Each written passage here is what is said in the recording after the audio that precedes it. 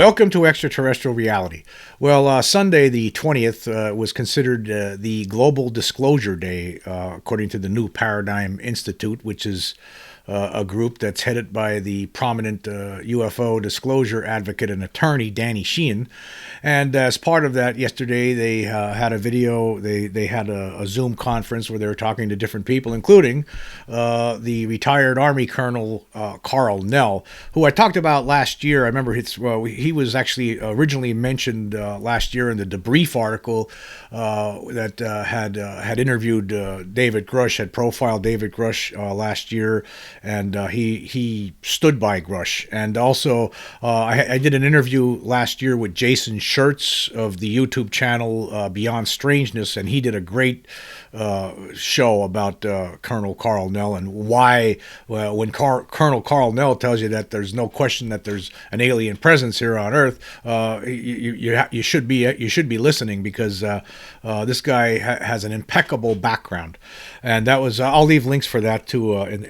If you don't remember, that was actually almost a year ago. It's hard to believe. That was from November of last year when Jason Schertz came on the show and was talking about his recent episode, which was basically a year ago, and he was talking about Karl Nell.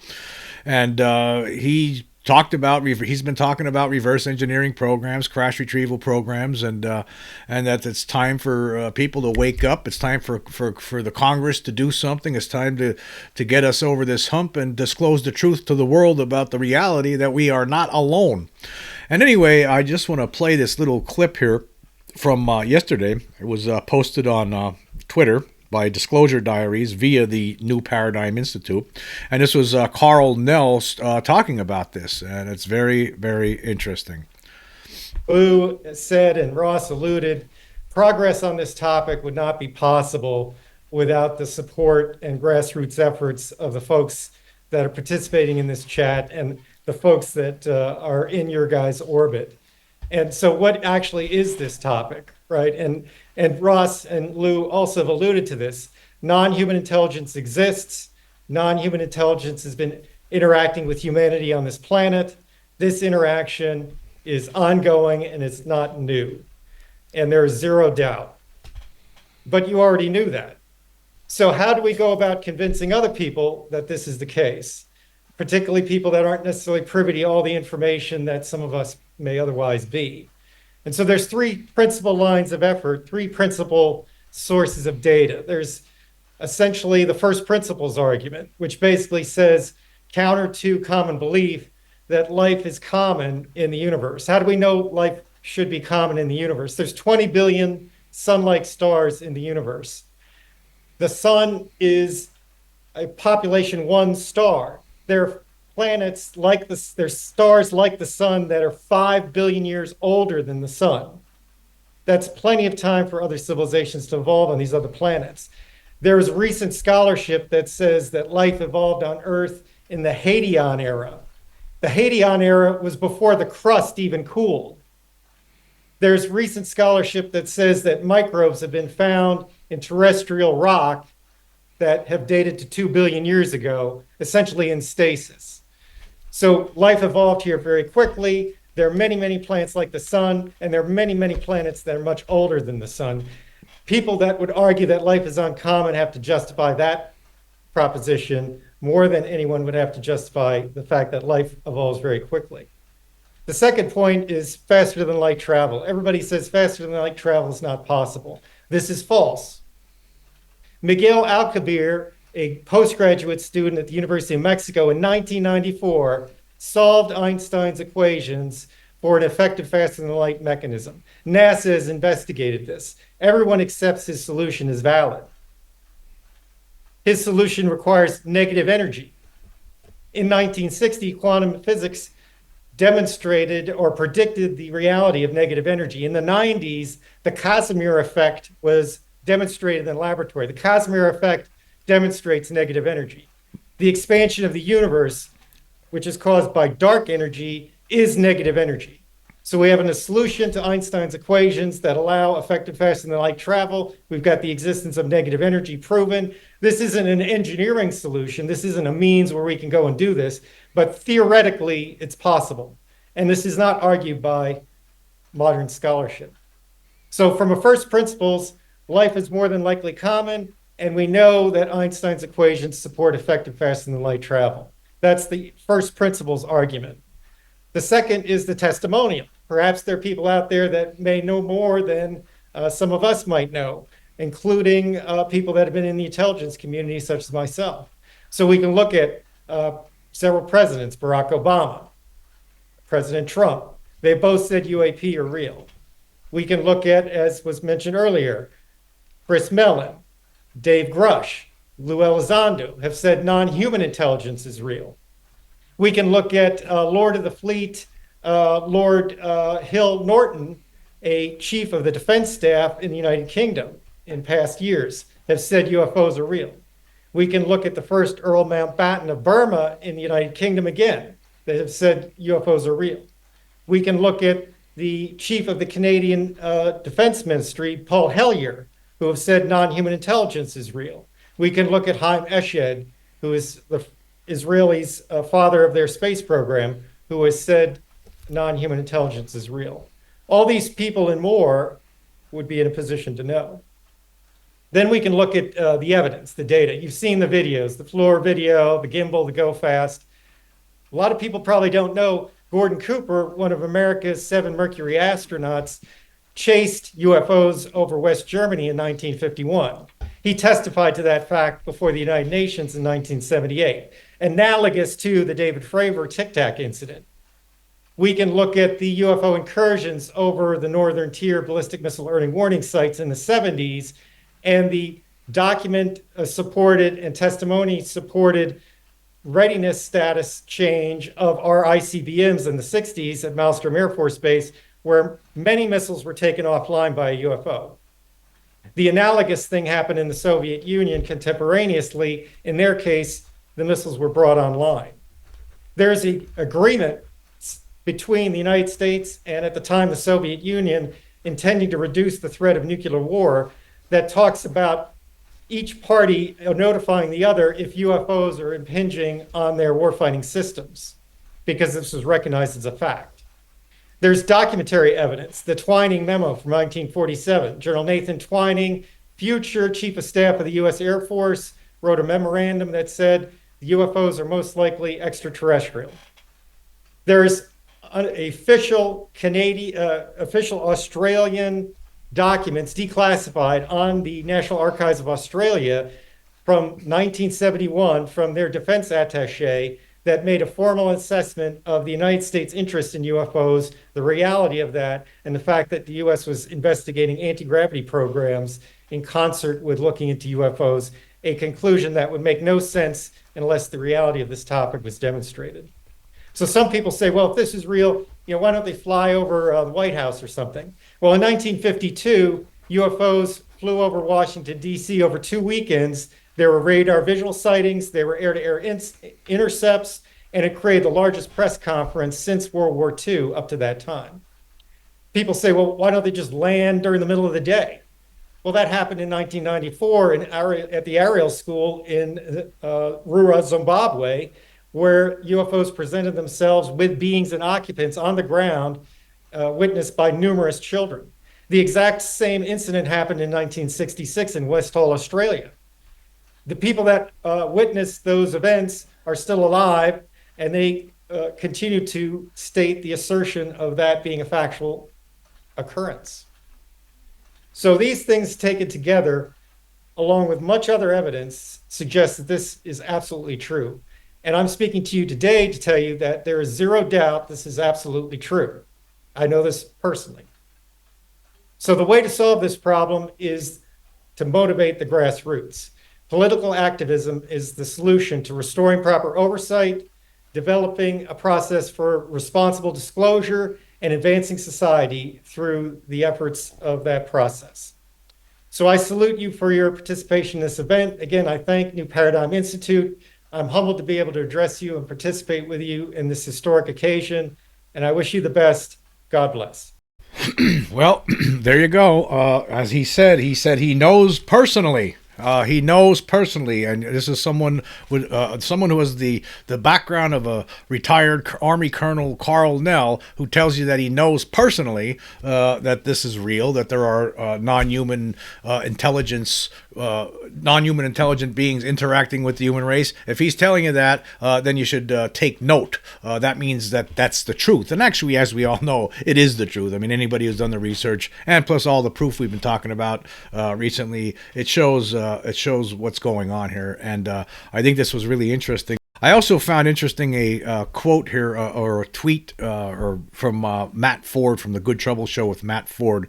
He posted this on X today. He goes, "Who do you trust? Colonel Karl Nell, who has distinguishedly served our nation, supported the UAP Disclosure Act of 2024, a common-sense congressional bill by Senators Rounds and Schumer that would force the Pentagon to release data on UAP to a White House advisory board, or Mick West, who refused to support the UAP Disclosure Act of 2024 and spread conspiracy theories on UAPs, like explaining a mass UAP sighting by a schoolyard of children as being tricked by someone staging a puppet show. One thing is clear, former presidents and members of our national security establishment are raising the alarm that our nation's skies are not secure. People with no other motive than caring for the national security of the United States versus professional debunkers like Mick West and his highly orchestrated group of debunkers who jeopardize the security of the United States by promoting crazy conspiracy theories. The professional debunkers are jeopardizing your national security. National security is no joke." So yes, I really appreciated that comment from Matt Ford. Really just puts an exclamation point on the whole thing. You know, as I've been talking about recently, Mick West is a total disingenuous and dishonest fool.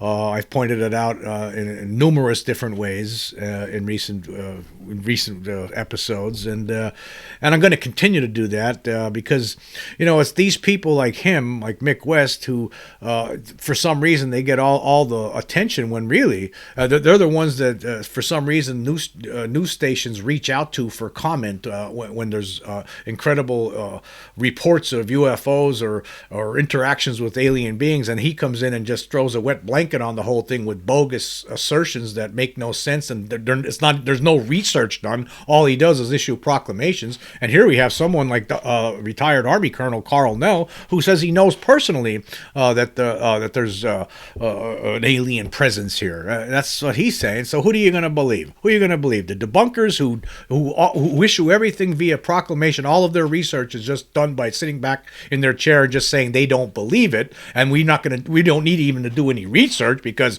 what's the point in doing any research? Or someone who's been on the inside like Karl Nell, along with all these other people like David Grush, Lou Elizondo. I mean, who are you going to believe?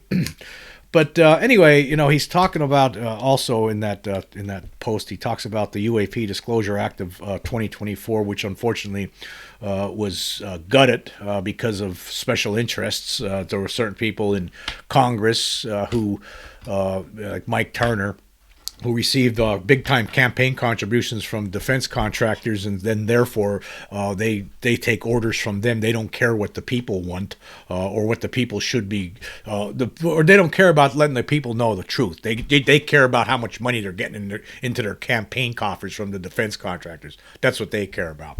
But speaking of that, there was a great opinion piece put out today by Christopher Sharp of Liberation Times. Of course, Christopher does a great job. I've always liked talking about his articles and Liberation Times, and he has this really interesting opinion piece that I wanted to touch on today. And the headline reads, "Why Congress Must Focus on UFO Retrieval Programs." And let's go through it. I'm not going to read the entire thing. I want to get to the main point that he has at the end. But what he talks about in this is, all we can do is speculate on why certain politicians don't want to pass this UFO Disclosure Act, UAP Disclosure Act, which of course got gutted last year, and now this year it was supposed to be included in the National Defense Authorization Act for 2025. And as we learned recently, it's probably not going to make it. But then we were hearing from some some officials that, well, it's still not over yet, but it's probably over, folks. It's probably over. Now, we do have some UFO hearings coming up in the Senate and in the House pretty soon, I think, during the month of November.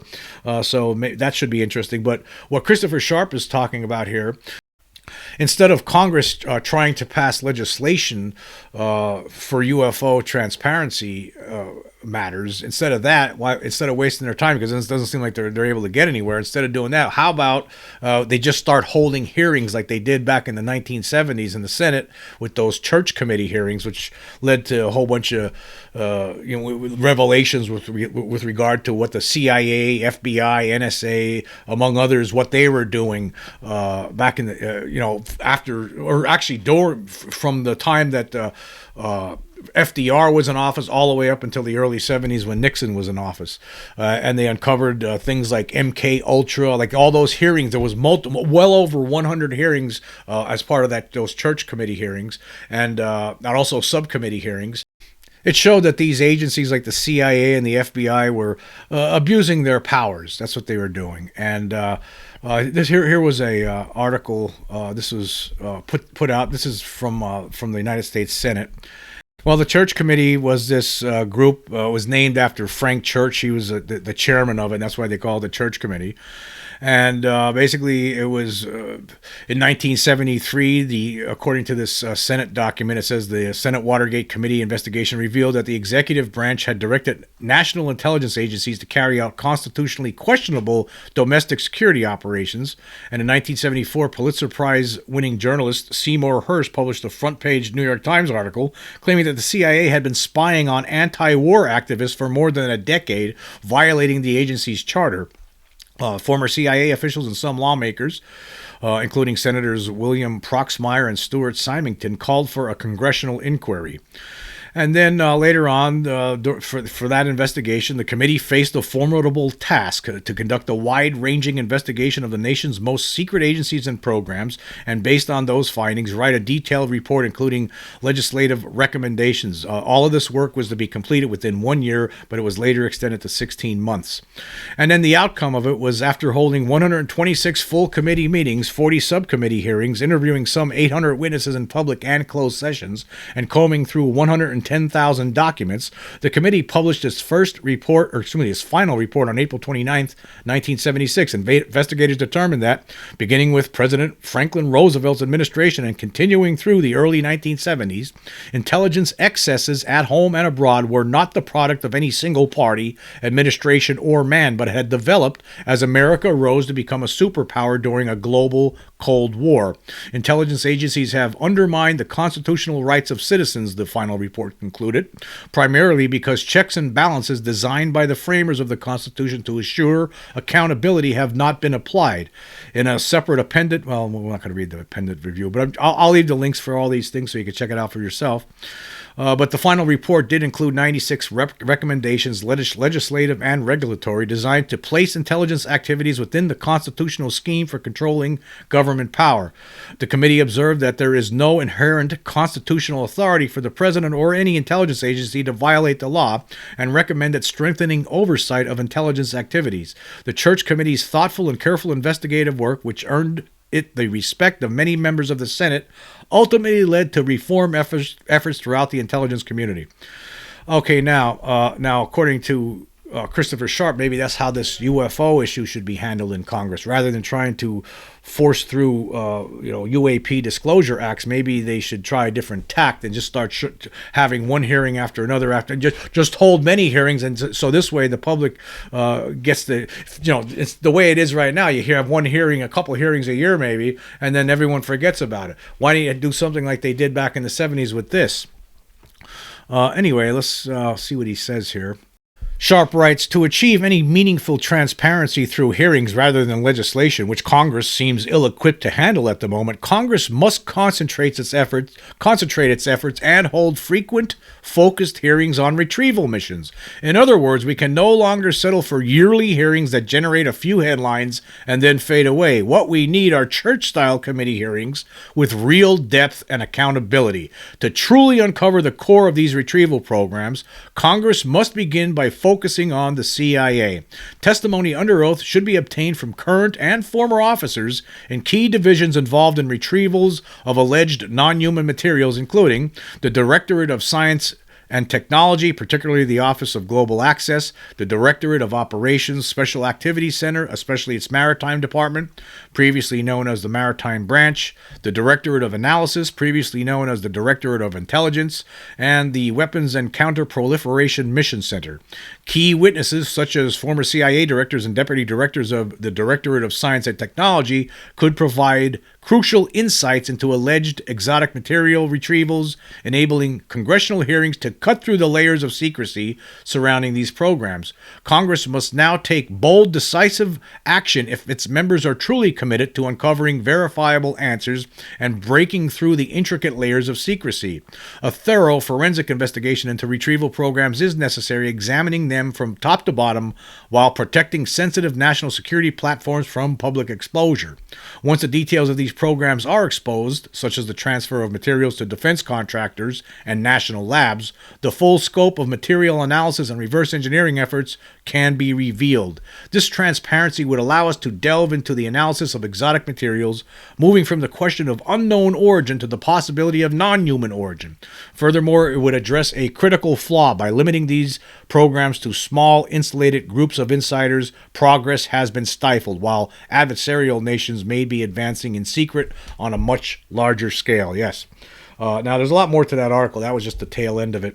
I just wanted to give you an idea what he's saying here, and I think Christopher Sharp is correct. I mean, this guy here, as far as I'm concerned, I mean, he's doing the best job of any reporter out there with regard to what's the ongoings and the goings on in Washington with regard to UAP disclosure efforts, and he knows what's going on, and this is what his suggestion is, and I think he's completely correct, because obviously we're not getting anywhere with this proposed legislation, because the tentacles from the military-industrial complex obviously are reaching out, and whether they're using campaign contributions or who knows, blackmail to prevent the political puppets that they have in office from doing their bidding rather than trying to just tell the public the truth, we're never going to get anywhere. So why don't we start holding hearings on this, like one hearing after another, just like the church committee hearings back in the 1970s. Maybe we'll finally get somewhere then,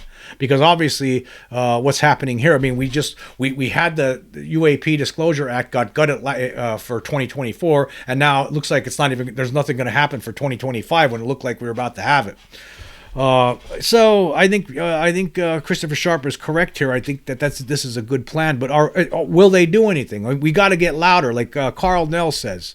We need to be more active in this. I mean, maybe we should have protests in Washington, next year or something. Maybe we need to start protesting outside of Washington with signs and saying, hey, we want to know the truth about this already. We're sick and tired of it. We're sick and tired of the lies from the Pentagon. I mean, just again, I just played in one of the shows I did recently where, you have another spokesman come out to a podium. He gets asked about UFOs and extraterrestrials, and he tells us a lie, an obvious lie. We're all sick of it. We have all these other people, all these whistleblowers, Grush, Elizondo, among other people like David Fravor talking about the Tic Tac. I mean, obviously these things aren't man-made. Obviously they're not. You have Karl Nell telling us that he knows for a fact, there's zero doubt about it as far as he's concerned, and he knows personally. He actually saw obviously he must have seen some things personally that informed him that there are crash retrieval and reverse engineering programs and the recovery of non-biologics or non-human biologics from these crashes.